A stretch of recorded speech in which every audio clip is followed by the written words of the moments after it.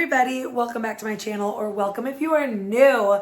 My name is Katie. I do a lot of album reaction content on this channel, but one of my other true loves other than music is perfume. And so if you are new here, I do some perfume content, not a ton, but I've been needing to do an updated perfume collection for a while. And if you have any other interests in perfume content, I really truly love it. So I recently went on an amazing summer long vacation. I was in Hawaii, and then I was able to spend some time in different countries in Europe. And while I was there, I ended up buying quite a bit of some pretty luxury perfumes. They're not anything too niche, I would say, but they are some really iconic scents, some that I have been wanting for a long time, like iconic fragrance houses, etc. I previously filmed a haul, I'll link it down below, of everything I got when I was in Europe, and I think that's a fun video. There's just a lot of different souvenirs and things that I got. And I did include the perfumes in there, but I said that I would give a more in-depth video, and that's what we're here to do today. So let's just go through one perfume at a time. All right, the first one that I got was from Loewe because I was in Barcelona, and Loewe is from Spain. I have been seeing these fragrances online, in different Instagram ads for a long time, but I had never seen them in person to smell them. And so this one is part of the Paula's Ibiza collection, and this one is in the scent called Eclectic. This is described as being an oriental fragrance for both men and women. I mean, everything can be shared, of course. On the site, it's described as woody, floral, and gourmand. I'm gonna open it and show you the bottle here in just a second, but some of the notes are mandarin orange, pepper, ylang ylang, jasmine sambac. I love jasmine sambac. Coconut, orange blossom, sandalwood, vanilla, and musk. So this is the 1.7 ounce bottle. It's an eau de toilette, so there's that. It's not that stronger concentrated parfum. I love that the Loewe symbol's on the top as well, and that the bottle, you can see the colors are kind of, in a gradient there. It definitely, I should have brought little papers. I mean, I guess I could spray it on myself, although I already have some perfume on. I remember when I tested this, when I was in Europe, it really has a nice longevity, especially for an eau de toilette. And it really does smell fresh, and I can smell some of that citrus in there, the mandarin orange, but it's not overly fresh if you're not into that. I really like all kinds of scents, but it's more complex than just being fresh. There is definitely some of that musk and some of those other things in there. And then it gets a little sweet as it's sitting here. Yeah, it's just really good, really fun. I'm excited to add that one. I think it's probably gonna be, I don't know, maybe a summery or a spring scent, but I could kind of see that being a year-round type of scent. So I was really excited to add that one to the collection. Okay, next I was in Italy, and I will try to include some clips of this place. This is a perfume house called Santa Maria Novella, and it is the world's oldest perfumery. I am pretty sure that the history of most perfume houses is that they start as apothecaries, and that was the case with this place, a pharmaceria, apothecary, etc. And this place has been around since the year 1221. And in the city of Florence, Italy, they have the original, and it is so exquisitely, stunningly beautiful. I cannot even wrap my head around it. Throughout the rest of Europe, I saw that this brand, there was a counter of it in some of the department stores in France. There were some freestanding stores in Germany as well as in Paris. So it's not just that this is the one and only store of it, but I thought it was so cool. I'm so glad that I got to go to that original one. The fragrance that I got at Santa Maria Novella is this Acqua di Colonia in the scent Ava. Okay. I told this story on my other haul video, but one thing that was really cool about this store is they didn't have actually, I guess a lot of these fragrance houses, if you're only shopping for those fragrances, it's not that paralysis of choice where there are so many that you don't even know what to do with yourself. When it's one house, you can really concentrate on just the selection that they have. And so there were a lot, but I wasn't too overwhelmed with it. This is what the gorgeous bottle looks like. So on one side you have like, they all kind of look like that. And then on the other side you have the logo, and then it's embossed, the name of the scent. I had so many that I was interested in, but I ultimately landed on this one, partially because that is my late grandmother's name, and because this was not in like their top 2 bestsellers, the saleswoman was telling me. And that's just kind of that niche fragrance lover in me that I was like, well, let me maybe get one that's not as pedestrian, if you will, although they were lovely. And then last, my sales associate there said this one was her favorite. It is a screw top, but the pump spray is over there. So like it came with it. I just need to add it. Oh my gosh. This really is a pretty unique one. It smells very like, I haven't touched any of these since I've been back from Europe because I was waiting to film this video. So that's why it's almost like reminding me. One of them I know pretty well. You'll see a fragrance that I've been wanting that I got. But this, what does that smell like? It's definitely different to anything I think I own. It's described on their website as being a spicy, woody, oriental scent. And I can see that. Yes, it is a little spicy. Almost like a cardamom type of spice. So it says it's a bouquet of citrusy woods. The top notes are Sicilian lemon, Calabrian bergamot, and bitter orange. Yes, the middle notes are pepper, nutmeg, and cedar wood.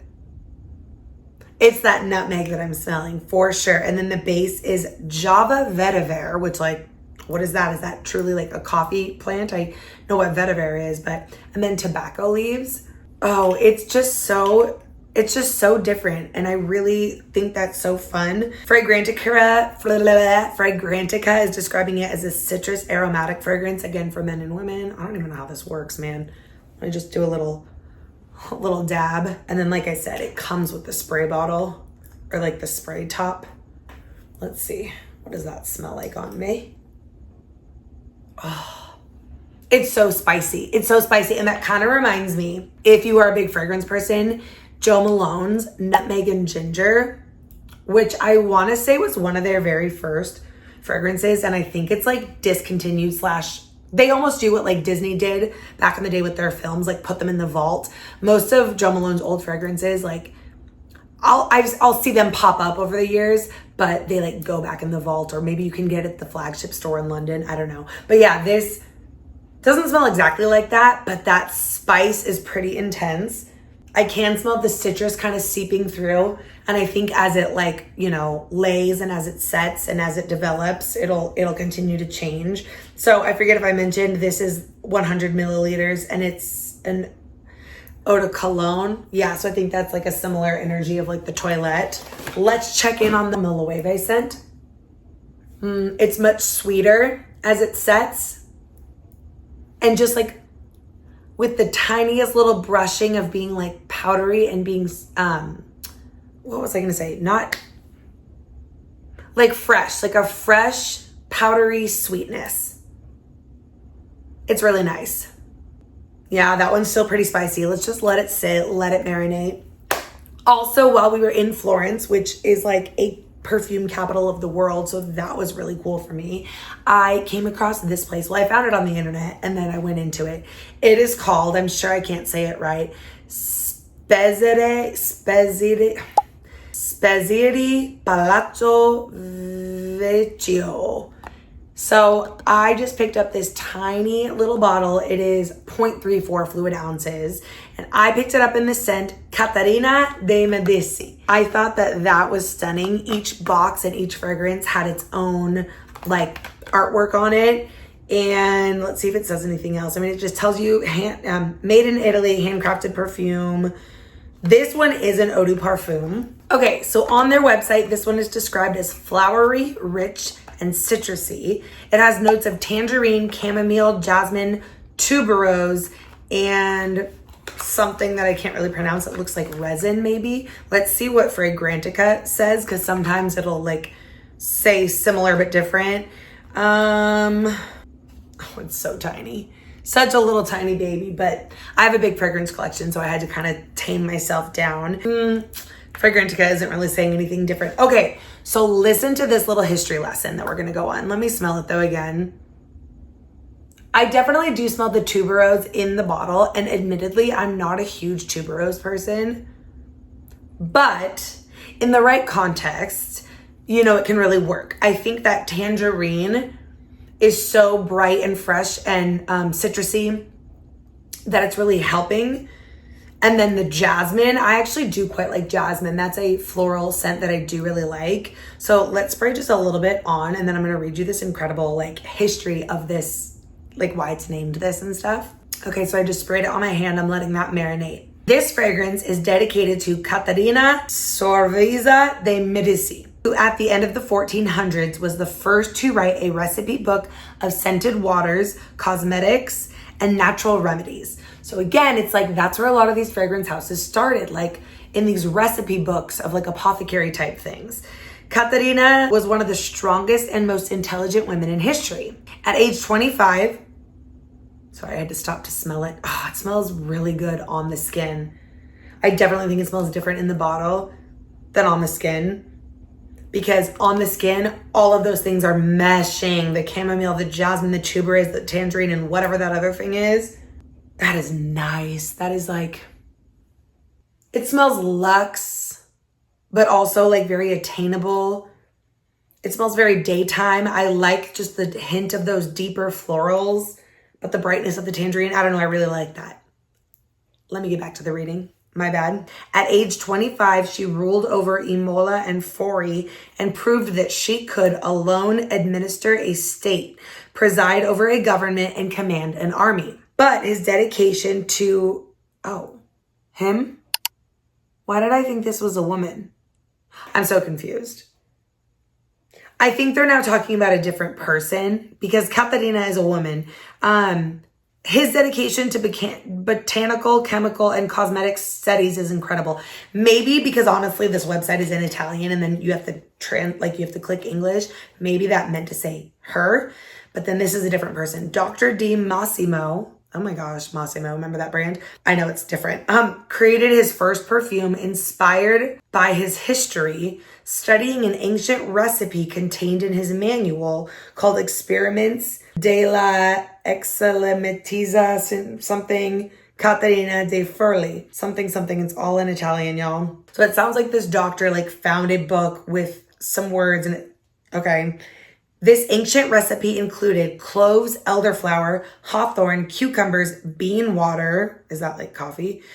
Musk, goat's milk, camphor, turpentine, and civet. Instead, our perfume celebrating this woman, so I'm a little confused here, a little lost in translation. Celebrating this woman combines the gentleness of chamomile with the citrusy of mandarin and the pungent floweriness, it just says flowery, but I'm adding the ness, floweriness of tuberose. I like the way they said that, the pungent, because I do feel like tuberose is pungent.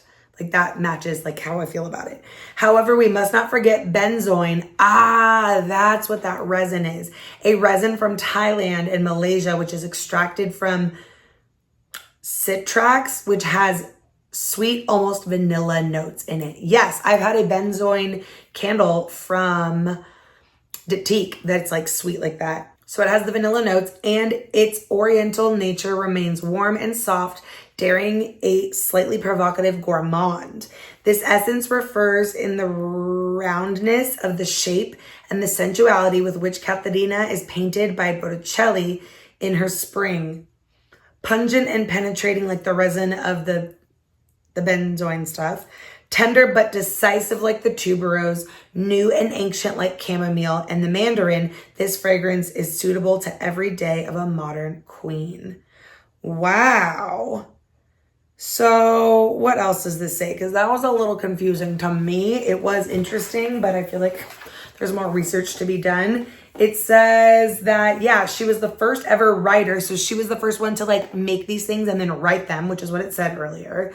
Thanks to her manuscript, Taylor Swift, Florence became the world capital of perfume. Dr. Giovanni De Massimo, renowned pharmacist and perfumer, derives inspiration from that manuscript, from this high caliber epoch. I don't know how to say that word, but I know it's like a like a book, like a thing that has been left, of Florentine perfumery with an aim to resurrect and continue the rich historical legacy. So all the fragrances from this place are known and appreciated for their refinement, their intense use of natural raw materials, and their persistence thanks to the wise, generous use of base notes. I want to see if any other like Google search can tell me something else, Caterina. So, I mean, it seems like, oh, okay. See, so I did remember like seeing in the store. So Caterina de Medici, I think was, I mean, it said, yeah, she could be a ruler, that she was the queen of France though, but she was born in Florence, Italy, but then, okay, yeah, in 1519. That is so wild. She was an Italian noblewoman born into this family and Queen of France like later. It looks like, okay, here's like C.O. Bigelow's website and there's like a perfume called that, but it's not the same brand.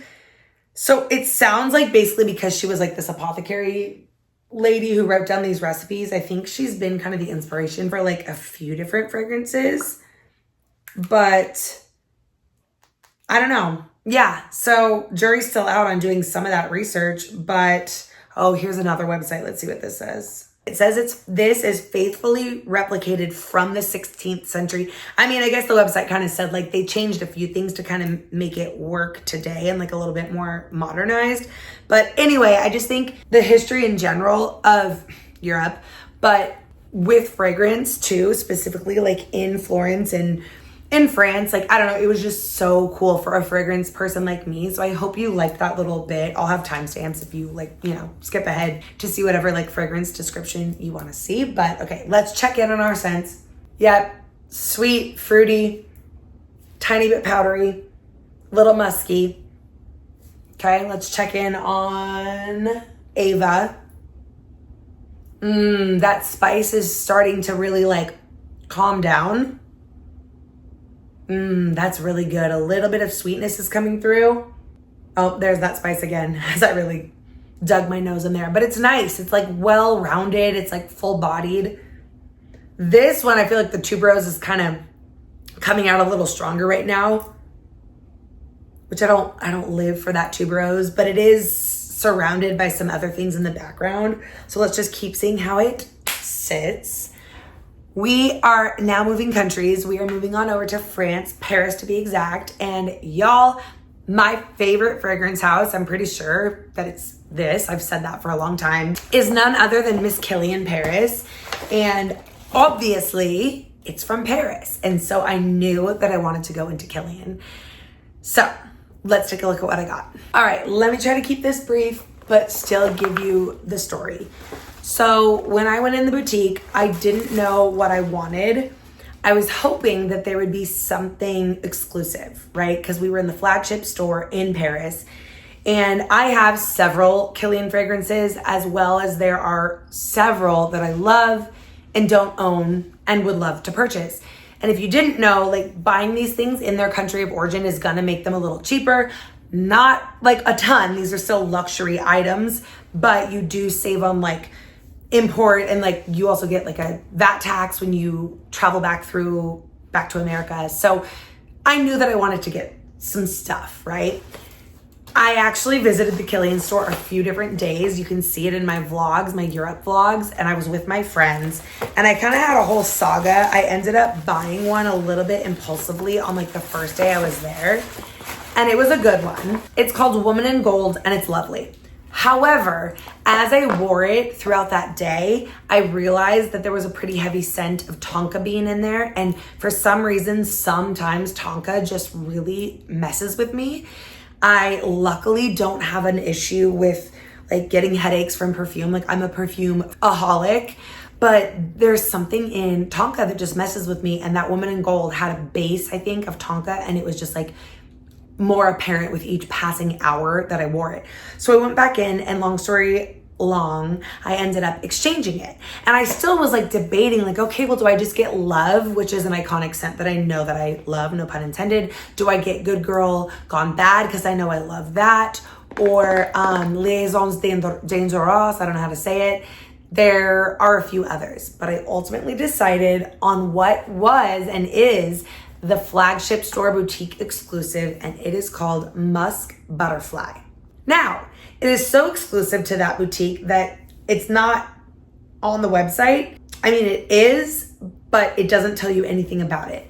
And my lovely salesman, Mohammed, did tell me fair share. He was like, it's exclusive as of right now. I don't know what will happen, if it'll ever end up being in department stores. Like, things like that happen, I feel like. Like, Kilian is already sold in Sephora. Like, it's less exclusive than it was when I first discovered it. But at this time, I can't get the info on the actual website. I'm just here on Fragrantica.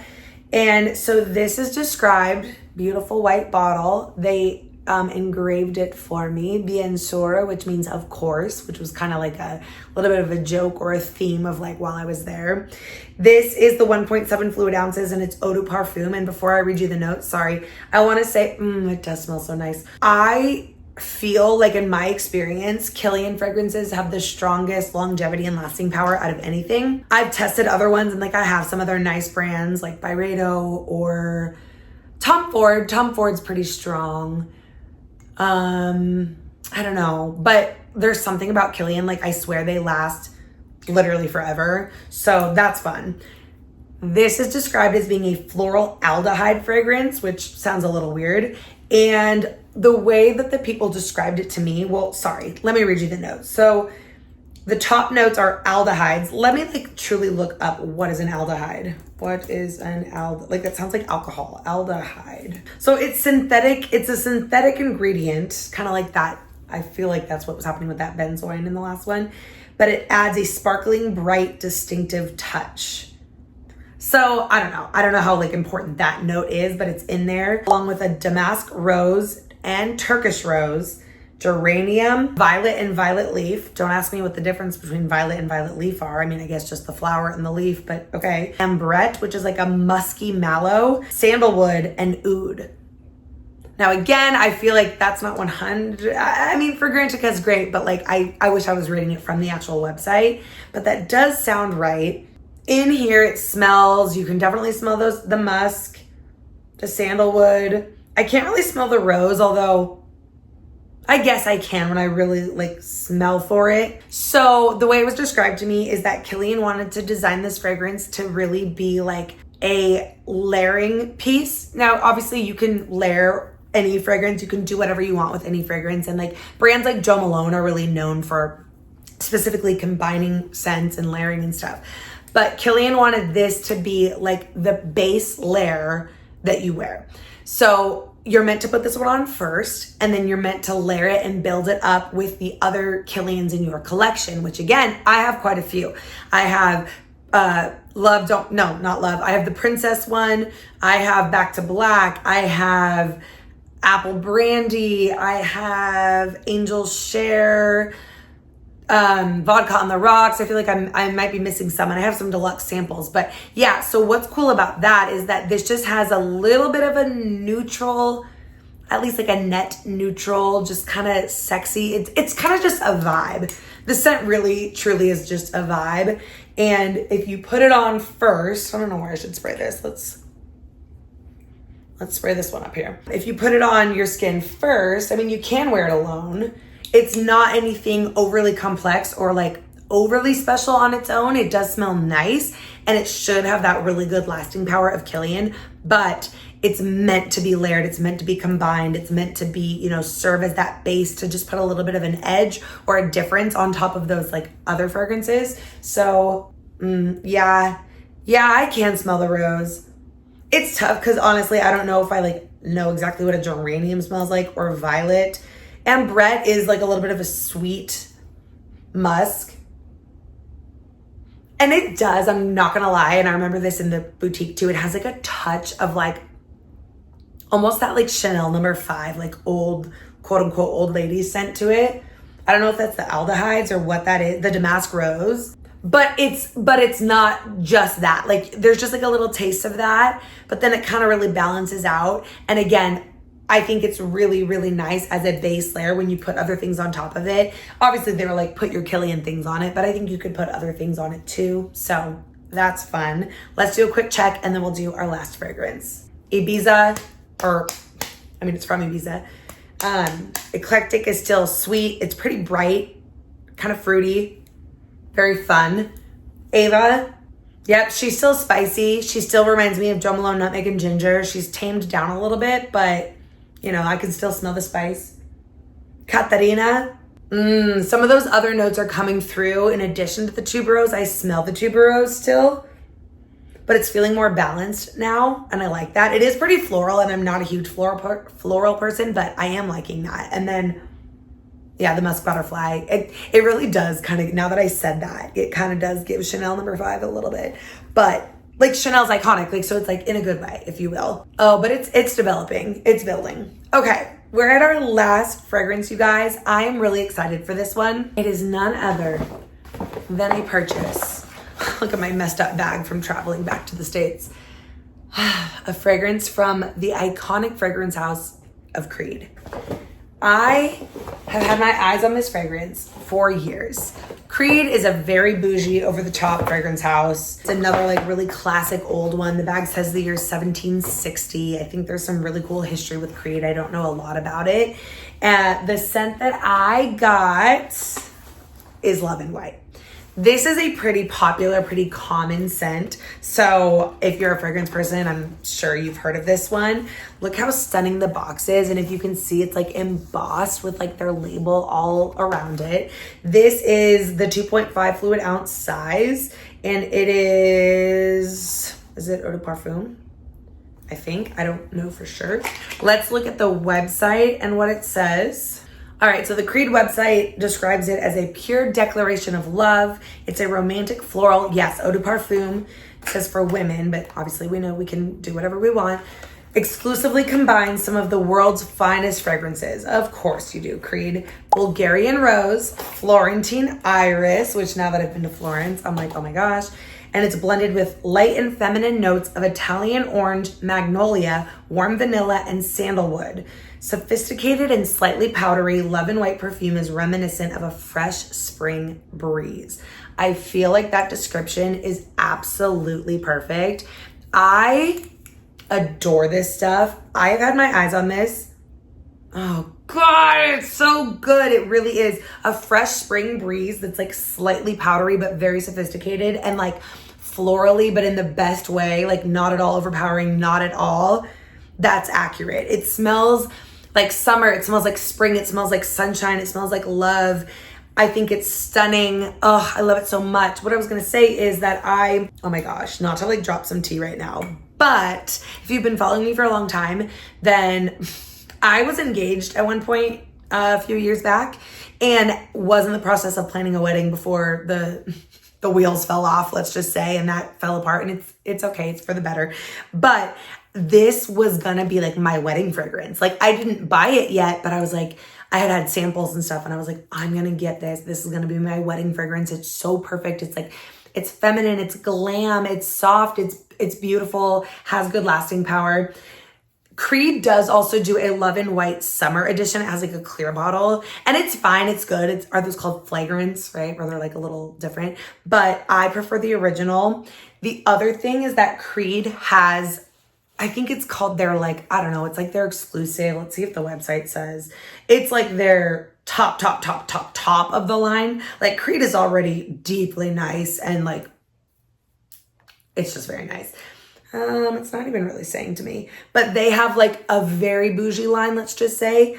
And there's a scent in that one that's called White Flowers. Let's look it up actually. Creed White Flowers. Yeah, it's like 3 times the price, 2.5 times the price. But to me, it smells very, very similar to Love and White. But according to this, it says it's jasmine, geranium, and rose, which feels like already like really floral, which it's called White Flowers. But it says it invigorates the wearer, reminiscent of a fresh and dewy morning garden. That's all it really says. So the bottle looks like this, and that's all like real gold, like embossed in that bottle. It's crazy. But Yeah, so I was never probably going to realistically be able to afford that. But this in Paris, where it was like $200 less than what it cost in America. I mean, okay, let's just be transparent. I think in America, this is about 400 and I paid around 200. And it's like the good size. And then, like I said, I got that tax refund and I've been wanting it for a long time. So to me, this was totally worth it. Oh, my boyfriend really likes Creed Aventus. I've given him samples of it. He only knows of it because of me, obviously. He wasn't really a fragrance man. And then I was like, I need you to be, so how do you like this one? I debated while I was there, like buying it for him. He wasn't with me.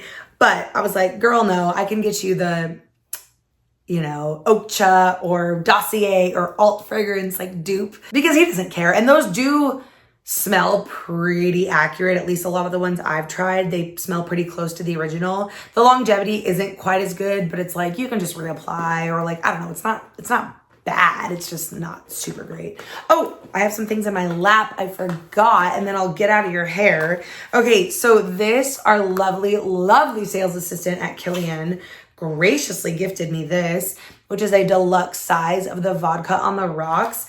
That is like, it's a pretty good value because I know how much those cost. Vodka on the rocks is one of my favorites. I do already have it. So like low key, I would have loved him to give me like a different one that I didn't already have. But obviously it was an extremely kind thing. And like, I love it. I'm happy to have it. But the notes in that, oh my gosh, aldehydes again.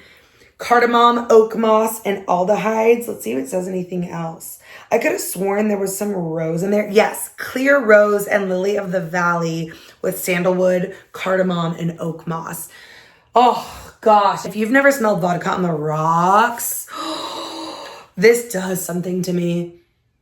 It gives off a similar energy. It does not smell like it, to be clear, but it gives me the same feeling that Jo Malone Wood Sage and Sea Salt gives me, which is like, I never don't want to smell that. Like I'm never not in the mood for vodka on the rocks because it's so fresh and like Wood Sage and Sea Salt is a little more fresh, whereas this is a little more musky. And again, they're different scents for sure, but if that makes sense to you at all, if you're a fragrance person, like Wood Sage and Sea Salt smells so good. It's so satisfying to the nose 100% of the time. And that's how this is too. And I think they're both really, really good, like shared fragrances. The last thing I want to share you, shout out to Karis if you're watching. Me and my friend Lauren met a very sweet friend on the trip. And she picked this up for us. Well, I think Lauren got a different one, but it was just like a little perfume at this little like French, like not a drugstore, not like a French pharmacy, but like, I don't know, like a French corner store, like a random little shop. And it's called Sentio, Blomicci. I don't know. I'll try to Google it really quickly. It's giving florals. Oh my gosh, I think I did find it on the internet. And it's just like a little drugstore type scent, like in terms of the price and stuff. To be clear, this sweet little friend was, I mean, it doesn't matter. The price has nothing to do with it. She was extremely kind, but she was like our little 10-year-old friend. Karis, how old are you? She just had a birthday that we met on the cruise ship. And then anyway, it was so thoughtful of her. So this is what it looks like. I haven't even smelled it, clearly. But according to this, it doesn't tell me. Also, I know I didn't spray the Creed on, but I already know what that smells like, and it is good. I don't know. I'm seeing things on the internet that are saying maybe this is a black opium dupe, but like, it's not. Let's see what this says. Here's another random website. Someone on Reddit is saying, oh, that's the noir one though. Oh, so that word right there, Poudre, so it's all called Sentio Blomicci, but then there's like the different versions because there was like a black one and I think they said it was a dupe for black opium. I don't know, man. Where is Fragrantica when you need it? Oh, that spice on Ava has really toned down. I'm smelling other things now. This is the last place I'm going to try to look, but alas, it's all in a different language. I don't know. If I can find it, I'll put it on the screen, but let's just like spray it. Where am I going to spray it? How about on my dress? Is that weird? I'm running out of space. Oh, it's sweet. A little floral. Oh, it kind of smells like Pink Sugar by Aquilina. Oh, I love it. Thanks, Karis. Okay, y'all. If you're still here with me, then God bless ya. I love you. I know that I talk a lot. That's what I do here. But I hope you like this style video. It was just kind of informal, like, I don't know, just me kind of diving back into these fragrances, but like with you. So let me know if you have any questions, or like tell me what your favorite fragrance houses are, favorite perfumes. If there's something that you know that I don't know, just tell me everything. Like, I just want to chat. Yeah, that's giving Pink Sugar. It's like that swirly pink bottle that smells like literally like sugar. It's good. It's good. Okay, I'm so excited. Now I get to go add these to my perfume collection in my bedroom. And like I said, I really should film an updated collection. So let me know if you would like that. I hope you'll subscribe, and I'll see you very soon. Love ya. Bye.